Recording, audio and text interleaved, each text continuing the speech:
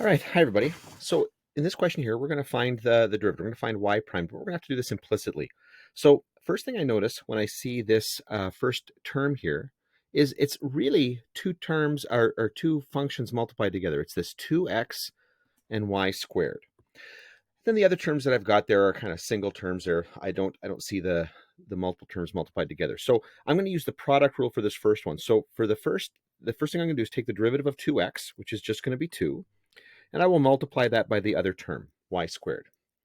Then I'm going to add to that the first term, 2x, and now I'm going to multiply by the derivative of y squared. Now, remember that y represents a function that I can't see. It's there, I just don't know what it is.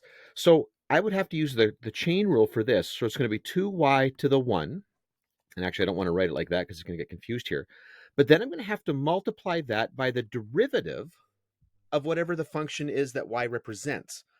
I don't know. So I'm simply going to use y primed to represent that derivative.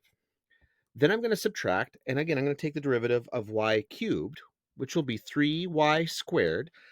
That is the derivative of what's happening outside of this function here. Then I'm going to multiply by the derivative of what's inside, which is going to be, again, this y primed. I don't know what that derivative is supposed to be. I just know that it's supposed to be there. And then on the right-hand side, that's going to be equal to 2x. So now what I'm going to do is I'm going to bring my terms together that have the y primes in them.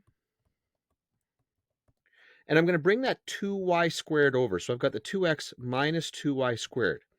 Then I'm going to factor out the y primed. So I get 4xy minus 3y squared equals 2x 2y squared. Sorry, I don't know why it's doing that. And now I'm just going to divide. So 2x minus 2y squared all over 4xy minus 3y squared.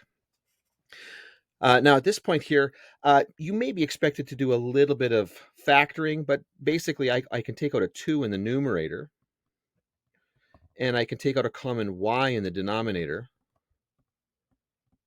but that's about it. That's about as good as that's going to get. And there you go.